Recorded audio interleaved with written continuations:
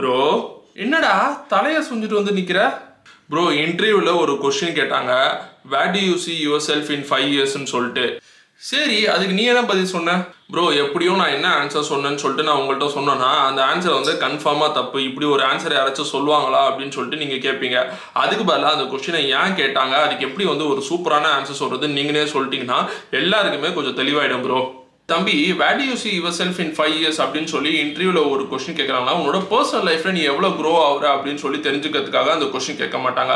அந்த கொஸ்டின் எது கேட்கறாங்கன்னா உன்னோட கெரியரை நீ இந்த கம்பெனில ஸ்டார்ட் பண்ணினா 5 years வரைக்கும் உன்னோட கெரியர் பிளான் என்ன இருக்கு அப்படின்னு சொல்லி தெரிஞ்சுக்கிறதுக்காக அந்த கொஸ்டின் கேட்பாங்க.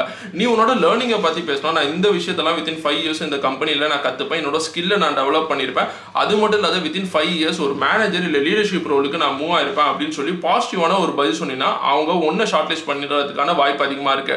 அது மட்டும் இல்லாத ஜென்ரலா ஒரு எக்ஸாம்பிளுக்கு என்ன ஆன்சர் கொடுக்கலாம் அப்படின்னு சொல்றதை நான் கொடுத்து வச்சிருக்கேன், மறக்காம நோட் பண்ணி வச்சுக்கோ, எல்லாருக்குமே ரொம்ப யூஸ்ஃபுல்லா இருக்கும்.